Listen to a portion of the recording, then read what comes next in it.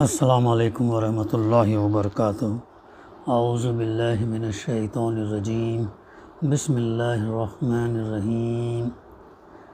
سنسمہ علی الخرطوم انا بلوناہم کما بلونا اصحاب الجنہ اذ اقسموا لیصرمنہا مصبحین ولا یستثنون فطاف علیہا طائف من ربک وہم نائمون فاصبحت کالصریم فتنادوا مصبحین ان اغدوا علی حرثکم ان کنتم صارمین فانطلقوا وہم یتخافتون الا يدخلنها اليوم علیکم مسکین وغدوا علی حرد قادرین فلما رأوها قالوا إنا لضالون بل نحن محرومون قال أوسطهم ألم أقل لكم لولا تسبحون قالوا سبحان ربنا إنا كنا ظالمين فأقبل بعضهم على بعض يتلاومون قالوا يا ويلنا إنا كنا طاغين عسى ربنا أن يبدلنا خيرا منها إنا إلى ربنا راغبون كذلك العذاب ولعذاب الآخرة أكبر لو كانوا يعلمون صدق الله العلي العظيم رب اشرح لي صدري ويسر لي أمري واحلل عقدة من لساني يفقهوا قولي رب زدنی علما۔ ان قریب ہم اس کو سونڈ پر داغ لگائیں گے۔ ہم نے ان یعنی اہل مکہ کو اسی طرح آزمائش میں ڈالا جس طرح ایک باغ کے مالکوں کو آزمائش میں ڈالا تھا، جب انہوں نے قسم کھائی کہ صبح سویرے ضرور اپنے باغ کے پھل توڑیں گے، اور وہ کوئی استثنا نہیں کر رہے تھے۔ رات کو وہ سوئے پڑے تھے کہ تمہارے رب کی طرف سے ایک بلا اس باغ پر پھر گئی اور اس کا ایسا حال ہو گیا جیسے کٹی ہوئی فصل ہو۔ صبح ان لوگوں نے ایک دوسرے کو پکارا کہ اگر پھل توڑنے ہیں تو سویرے سویرے اپنی کھیتی کی طرف نکل چلو۔ چنانچہ وہ چل پڑے اور آپس میں چپکے چپکے کہتے جاتے تھے کہ آج کوئی مسکین تمہارے پاس باغ میں نہ آنے پائے۔ وہ کچھ نہ دینے کا فیصلہ کیے ہوئے صبح سویرے جلدی جلدی اس طرح وہاں گئے جیسے کہ وہ پھل توڑنے پر قادر ہیں، مگر جب باغ کو دیکھا تو کہنے لگے ہم راستہ بھول گئے ہیں، نہیں بلکہ ہم محروم رہ گئے۔ ان میں جو سب سے بہتر آدمی تھا اس نے کہا میں نے تم سے کہا نہ تھا کہ تم تسبیح کیوں نہیں کرتے؟ وہ پکار اٹھے پاک ہے ہمارا رب، واقعی ہم گنہگار تھے۔ پھر ان میں سے ہر ایک دوسرے کو ملامت کرنے لگا۔ آخر کو انہوں نے کہا افسوس ہمارے حال پر، بے شک ہم سرکش ہو گئے تھے۔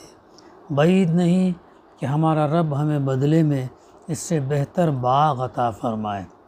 ہم اپنے رب کی طرف رجوع کرتے ہیں، ایسا ہوتا ہے عذاب، اور آخرت کا عذاب اس سے بھی بڑا ہے، کاش یہ لوگ اس کو جانتے۔ سورہ القلم کی تفسیر کا سلسلہ الحمدللہ جاری ہے۔ ابھی ہم نے آیت نمبر 16 سے آیت نمبر 33 تک کی تلاوت اور اس کی ترجمانی سماعت کی۔ گزشتہ ہمارے مطالعے میں اسی صورت کی وہ باتیں آئی تھیں جس میں اللہ سبحانہ وتعالیٰ نے ایک ایسے شخص کا تذکرہ کیا، اور چونکہ جب اس صورت کا پس منظر کیا ہے، اللہ کے رسول صلی اللہ علیہ وسلم اپنی بات، اللہ کا پیغام اہل مکہ کے سامنے پیش کر رہے، لیکن وہ لوگ مان کر نہیں دے رہے، اور اللہ تعالیٰ آپ صلی اللہ علیہ وسلم کو رہنمائی کر رہا۔ آپ صلی اللہ علیہ وسلم کے توسط تک امت مسلمہ کے لیے رہنمائی ہے کہ جب ایسا سچویشن ہو تو ان جھٹلانے والوں کے دباؤ میں ہرگز نہ آؤ۔ کون فرما رہا ہے؟ اللہ تعالیٰ اپنے رسول صلی اللہ علیہ وسلم سے کہہ رہا ہے۔ یہ تو چاہتے ہیں، یعنی یہ منکرین چاہتے ہیں کہ کچھ تم مداہنت کرو تو یہ بھی مداہنت کر، یعنی تم اسلام کی دعوت میں کچھ ڈھیلے پڑ جاؤ تو یہ بھی تمہاری مخالفت میں کچھ نرمی اختیار کر لیں گے، یا تم ان کی گمراہیوں کی رعایت کر کے اپنے دین میں کچھ ترمیم کرنے پر آمادہ ہو جاؤ تو یہ تمہارے ساتھ مساہلت کریں گے۔ تب اللہ تعالیٰ رہنمائی کر رہا ہے کہ ہرگز نہ دبو کسی ایسے شخص سے جو بہت قسمیں کھانے والا بے وقت آدمی ہو۔ مفسرین نے ان محدثین کی روایتوں کو نقل کیا ہے جس میں اس شخص کے بارے میں بتایا گیا کہ یہ ہو سکتا ولید بن مغیرہ ہو، یا کسی نے کہا کہ اسود بن عبد یغوث کا نام لیا، اور کسی نے اقنص بن شریق کو اس کا مصداق ٹھہرایا، اور بعض لوگوں نے کچھ دوسرے شخص کا نام کی نشاندہی کی، لیکن قرآن مجید میں نام لیے بغیر صرف اس کے اوصاف بیان کر دیے گئے ہیں۔ اس سے معلوم ہوتا ہے کہ مکے میں وہ اپنے ان اوصاف کے لیے اتنا مشہور تھا کہ اس کا نام لینے کی ضرورت نہ تھی۔ یہ ہے وہ بات۔ تو یہ بات پھر اس کی خصوصیات بتائی گئی ہیں۔ اس کی کیا خصوصیات ہیں؟ اس کی یہ ہے کہ بے وقت آدمی ہے، تانے دیتا ہے، چغلیاں کھاتا پھرتا ہے، چغلیاں ادھر کی بات ادھر، ادھر کی بات ادھر، بھلائی سے روکتا ہے، ظلم اور زیادتی میں حد سے گزر جانے والا ہے، سخت بدعمال ہے، جفاکار ہے۔ جفاکار یعنی ایسے شخص کے لیے بولا جاتا جو خوب ہٹا کٹا اور بہت کھانے پینے والا ہو، اور اس کے ساتھ نہایت بدخلق، جھگڑالو اور سفاک ہو، یہ ہے وہ جفاکار، اور ان سب عیوب کے ساتھ بد اصل ہے، بد اصل ہے۔ تو اس بنا پر کہ وہ بہت مال اور اولاد رکھتا ہے، جب ہماری آیات اس کو سنائی جاتی ہیں تو کہتا ہے یہ تو اگلے وقتوں کے افسانے ہیں، عنقریب ہم اس کی سونڈ پر داغ لگائیں گے۔ کہ جب باتیں کہی جاتی ہیں تو کیا کہتا ہے؟ پرانے زمانے کے قصے کہانیاں ہیں، ایسی بات، عنقریب اس کو سونڈ پر داغ لگائیں گے، یعنی اتنا سخت، یعنی چونکہ وہ اپنے آپ کو بڑی ناک والا سمجھتا تھا، بڑا عزت والا سمجھتا تھا، اس لیے اس کو اس کی ناک کو سونڈ کہا گیا، اور ناک پر داغ لگانے سے مراد تذلیل ہے، ذلیل کرنا ہے، یعنی ہم دنیا اور آخرت میں اس کو ایسا ذلیل اور خوار کریں گے کہ ابد تک یار اس کا پیچھا نہ چھوڑے گا۔ یہ اب اس کے آگے کی آیتیں ہیں۔ اب اللہ تعالیٰ جو ہے یہ بات فرما رہا کہ ہم نے ان کو یعنی اہل مکہ کو اسی طرح آزمائش میں ڈالا جس طرح ایک باغ کے مالکوں کو آزمائش میں ڈالا تھا، یعنی ابھی اس کا تذکرہ ہمیں سورہ کہف میں بھی ملتا ہے۔ سورہ کہف میں کیا ملتا ہے؟ سورہ کہف میں یہ ملتا ہے کہ اللہ تعالیٰ وہاں پر اللہ کے رسول صلی اللہ علیہ وسلم سے فرماتا کہ اے محمد صلی اللہ علیہ وسلم ان کے سامنے ایک مثال پیش کرو۔ دو شخص تھے، ان میں سے اللہ تعالیٰ نے ایک کو انگور کے 2 باغ دیے اور ان کے گرد کھجور کے درختوں کی باڑ لگائی اور ان کے درمیان کاشت کی زمین رکھی۔ دونوں باغ جب پھلے پھولے اور بار آور ہونے میں انہوں نے ذرا سی کسر بھی نہ چھوڑی، ان باغوں کے اندر ہم نے ایک نہر جاری کر دی اور اس سے خوب نفع حاصل ہوا۔ باغ کے اندر اگر نہر ہو تو اس سے نفع جو ہے بہت حاصل ہوتا ہے۔ یہ کچھ پا کر ایک دن وہ اپنے ہمسائے سے بات کرتے ہوئے بولا، یہ جو ہے سورہ کہف میں یہ واقعہ آیا ہے آیت نمبر 32 سے۔ تو اس نے اپنے ہمسائے سے بات کرتے ہوئے بولا کہ میں تجھ سے زیادہ مالدار ہوں اور تجھ سے زیادہ طاقتور نفری رکھتا ہوں۔ یعنی ایک 2 دوست تھے، تو ایک کے پاس بہت زیادہ یہ تھا، ایک کے پاس نہیں تھا، تو جس کے پاس تھا انہیں کیا کرنے لگا؟ گھمنڈ کرنے لگا، اب میرے پاس یہ ہے۔ پھر وہ اپنی جنت میں داخل ہوا، جنت سے مراد باغ میں داخل ہوا، اور اپنے نفس کے حق میں ظالم بن کر کہنے لگا، میں نہیں سمجھتا کہ یہ دولت کبھی فنا ہو جائے گی۔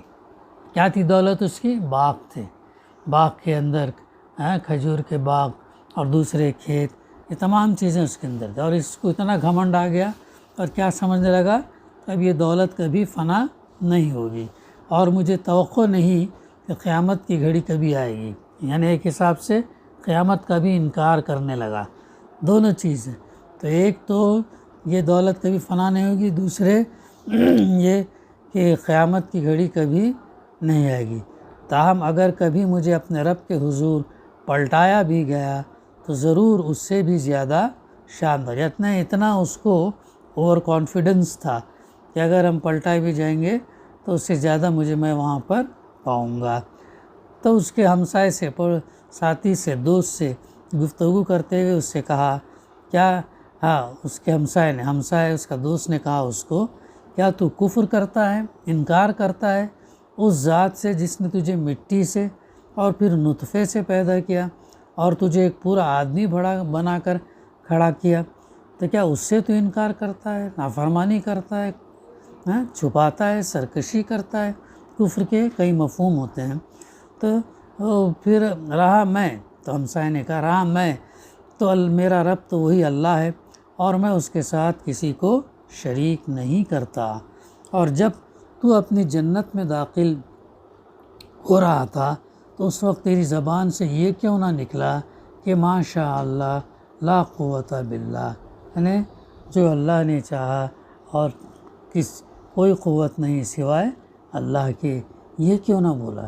یعنی جو کچھ بھی ہم کو ملتا ہے اللہ کے اذن سے ملتا ہے، اسی لیے انسان کا کوئی کمال نہیں، انسان کا کوئی ہنر، کوئی صلاحیت نہیں، بلکہ اللہ سبحانہ و تعالیٰ کے علم اور حکمت کے اوپر یہ تقسیم ہوتا ہے۔ وہ بات بھی ہم آتے ہیں، جہاں بات آتی ہے نا کہ جو ہے انسان کو دنیا میں رزق جو ہے اس کے نصیب سے ملتا ہے، اور آخرت جو ہے محنت سے ملتا ہے۔ لیکن انسان یہاں پہ کیا سوچ کر کیا عمل کرنے لگا کہ آخرت کے لیے آخرت سمجھتا ہے کہ وہ نصیب سے ملتی، اور محنت کس میں کرتا ہے؟ دنیا حاصل کرنے میں کرتا ہے، تو الٹا ہی کام کرتا ہے انسان۔ تو یہ ہے وہ چیز۔ تو مال، تو آگے اس نے بتایا، اگر تو مجھے مال اور اولاد میں اپنے سے کمتر پا رہا ہے تو بعید نہیں کہ میرا رب مجھے تیری جنت سے بہتر، یعنی کتنا صبر والا تھا اور کتنا اللہ پر توکل کرنے والا تھا، تو اس نے حسد نہیں کیا، بلکہ یہ بتایا کہ بعید نہیں کہ میرا رب مجھے تیری جنت، تیری باغ سے بہتر عطا فرما دے، اور تیری جنت پر آسمان سے کوئی آفت بھیج دے جس سے وہ صاف میدان بن کر رہ جائے۔ ایسی بات اس نے کہا۔ تو چونکہ کفر کر رہا، انکار کر رہا، ناشکرہ ہے، اللہ کا شکر ادا کرنے کے بجائے الٹا انکار کر رہا، ماشاء اللہ لا قوت الا باللہ بھی نہیں کہا تو نے، بلکہ تو اپنی صلاحیت کے اوپر تجھے ناز ہے، اور یہ سمجھتا ہے کہ یہ دولت جو تو حاصل کیا ہے وہ ہمیشہ رہیں گی اور قیامت وغیرہ نہیں آئیں گی، تیرا ایسا بالکل ہرگز نہیں ہے۔ تو اس نے جو ہے ایک حساب سے یہ کہتا ہے کہ ہو سکتا ہے کہ آسمان سے اللہ سبحانہ وتعالیٰ کوئی آفت بھیج دے جس سے وہ صاف میدان بن کر رہ جائے، یا اس کا پانی زمین میں اتر جائے اور پھر تو اسے کسی طرح نہ نکال سکے۔ آخرکار ہوا یہ کہ اس کا سارا ثمرہ جو ہے مارا گیا، اور وہ اپنے انگوروں کے باغ کو ٹٹیوں پر الٹا پڑا دیکھ کر اپنی لگائی ہوئی لاگت پر ہاتھ ملتا رہ گیا اور کہنے لگا، کاش میں نے اپنے رب کے ساتھ کسی کو شریک نہ ٹھہرایا ہوتا۔ یعنی کب اسے سمجھ آئی؟ جب تباہ ہو گیا، اس کا باغ ختم ہو گیا، پورا اپنی آنکھوں سے دیکھ لیا۔ اس سے پہلے تک نہیں تھا، اس سے پہلے تک سمجھ رہا تھا یہ چیزیں میرے پاس ہمیشہ رہیں گی، لیکن جب یہ تباہ ہو گیا، برباد ہو گیا، وہ انگور کا باغ نیچے آ گیا، یہ سارا سب دیکھ کر ہاتھ ملتا رہ گیا اور کہنے لگا، کاش میں نے اپنے رب کے ساتھ کسی کو شریک نہ ٹھہرایا تھا۔ فرعون بھی کیا کہا جب ڈوب رہا تھا؟ فرعون تو کیا کہا موسیٰ علیہ السلام سے، موسیٰ علیہ السلام کے سامنے کہ میں موسیٰ اور ہارون کے رب پر ایمان لاتا ہوں۔ جب ڈوب رہا تھا جب کہا، تو آخر وقت میں ایمان قابل قبول نہیں ہے، پہلے لانا چاہیے تھا۔ تو اس طریقے سے تو یہ یہاں پر یہ کہتے ہیں کاش میں نے اپنے رب کے ساتھ کسی کو شریک نہ ٹھہرایا ہوتا، نہ ہوا اللہ کو چھوڑ کر اس کے پاس کوئی جتھا کہ اس کی مدد کرتا، اور نہ کر سکا وہ آپ ہی اس آفت کا مقابلہ۔ اس وقت معلوم ہوا کہ کارسازی کا اختیار خدائے برحق کے لیے ہے، انعام وہی بہتر ہے۔ کارسازی کا اختیار کس کے پاس ہے؟ اللہ کے پاس ہے، اور وہ جو کرتا برحق کرتا، اس کے فیصلوں پر ہم راضی رہنا، چاہے ہمارے لیے فائدہ ہو نقصان ہو۔ انعام وہی بہتر ہے جو وہ بخشے، اور انجام وہی بخیر ہے جو وہ دکھائے۔ یہ ہے وہ بات جو سورہ کہف کے اندر 4 مثالوں میں سے ایک مثال دے کر سمجھایا گیا۔ تو اسی طریقے کے جو ہے یہاں پر اسی طریقے کی مثال ہے۔ تو انہوں بھی یہاں پر بھی یہ لوگوں نے بھی جب قسم کھائی کہ صبح سویرے ضرور اپنے باغ کے پھل توڑیں گے، یعنی اتنا کانفیڈنس تھا ان کو، اور وہ کوئی استثنا نہیں کر رہے تھے یعنی اپنی قدرت پر اور اپنے اختیار پر ایسا بھروسہ تھا کہ قسم کھا کر بے تکلف کہہ دیا کہ ہم ضرور کل اپنے باغ میں پھل توڑیں گے، اور یہ کہنے کی کوئی ضرورت محسوس نہیں کرتے تھے کہ اگر اللہ نے چاہا تو ہم یہ کام کریں گے، انشاءاللہ بھی نہیں بول رہے تھے۔ تو یہ ان کا اتنا اپنا بھروسہ اور اپنے اختیار پر اتنا، ان کا یہ قدرت پر اتنا بھروسہ تھا کہ وہ کہہ نہیں رہے تھے۔ تو رات کو وہ سوئے پڑے تھے کہ تمہارے رب کی طرف سے ایک آفت بلا اس باغ پر پھر گئی، اور اس کا ایسا حال ہو گیا جیسے کٹی ہوئی فصل ہو۔ تو اللہ تعالیٰ نے کیا کر دیا؟ اس باغ کو کٹی فصل جیسا کر دیا۔ اللہ کے لیے کوئی کام مشکل نہیں، کن فیکن ہو جا اور وہ چیز ہو جاتی ہے۔ تو صبح ان لوگوں نے ایک دوسرے کو پکارا کہ اگر پھل توڑنے ہیں تو سویرے سویرے اپنی کھیتی کی طرف نکل چلو۔ یہ لوگوں کا منصوبہ تھا، ان کا پلان تھا، سویرے سویرے نکل چلو۔ چنانچہ وہ چل پڑے اور آپس میں چپکے کہتے جاتے تھے کہ آج کوئی مسکین تمہارے پاس باغ میں نہ آنے پائے۔ ظاہر ہے جب باغ تیار ہے، فصل پوری تیار کٹ چکی ہے، تو دیکھ کے ضرورت مند مسکین کسے کہتے ہیں؟ اسے کہتے ہیں جو ضرورت مند ہو لیکن وہ اپنا ہاتھ کسی کے سامنے نہیں پھیلاتا، تو اسے کہتے ہیں۔ تو یہ لوگ کیا باتیں کر رہے تھے کہ ایسا ہم جائیں گے اور کسی مسکین کو، مانگنے والے کو ہمارے باغ کے پاس آنے نہیں دیں گے، اتنی ان کی یہ تھی۔ حالانکہ جو اللہ تعالیٰ ہم کو عطا کرتا اس میں حق سب کا ہے۔ سب سے پہلے حق کس کا ہے؟ حق ماں باپ کا ہے، پھر اس کے بعد رشتہ داروں کا ہے، پھر بعد میں پڑوسیوں کا، پھر بعد میں کیا؟ فی سبیل اللہ کے راستے میں۔ تو یہ اگر ضرورت پڑے تو زیادہ فی سبیل اللہ کی زیادہ ضرورت ہے تو اس وقت فی سبیل اللہ کے راستے میں خرچ کرنا، چونکہ دیا ہوا مال اسی کا ہے اور اسی کے راستے میں جو ہے خرچ کرنا۔ تو یہ لوگ پلان کر کے جا رہے تھے۔ وہ کچھ نہ دینے کا فیصلہ کیے ہوئے صبح سویرے جلدی اس طرح وہاں گئے جیسے کہ وہ پھل توڑنے پر قادر ہیں، یعنی وہ اتنا اوور کانفیڈنس، اتنا یہ تھا۔ مگر جب باغ کو دیکھا تو کہنے لگے ہم راستہ بھول گئے ہیں۔ باغ کو دیکھا تو کہنے لگے، چونکہ وہاں پہ باغ نہیں تھا، کیا تھا وہاں پہ؟ خالی میدان، چٹل میدان تھا، فصل کٹی ہوئی تھی۔ تو یہ لوگ جو سمجھے کہ ہم راستہ بھول گئے، یہ ہمارا باغ نہیں ہو سکتا، ایسا ان کا خیال ہے۔ پھر اس نے کہا نہیں، بلکہ ہم محروم رہ گئے، محروم رہ گئے۔ یعنی پھر جب غور کیا اور معلوم ہوا کہ ان کا اپنا باغ ہی ہے تو چیخ اٹھے کہ ہماری قسمت پھوٹ گئی، ہم جو ہے محروم رہ گئے۔ اب ان میں سے جو سب سے بہتر آدمی تھا اس نے کہا میں نے تم سے کہا نہ تھا کہ تم تسبیح کیوں نہیں کرتے؟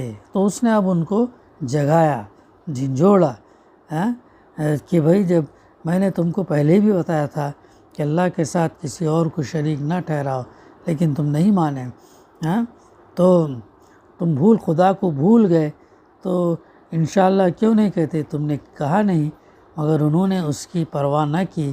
پھر جب وہ مسکینوں کو کچھ نہ دینے کا فیصلہ کر رہے تھے، اس وقت بھی اس نے انہیں نصیحت کی کہ اللہ کو یاد کرو اور اس بری نیت سے باز آ جاؤ، مگر وہ اپنی بات پر جمے رہے کہ تم تسبیح کیوں نہیں کرتے۔ وہ پکار اٹھے، پاک ہے ہمارا رب، واقعی ہم گنہگار تھے۔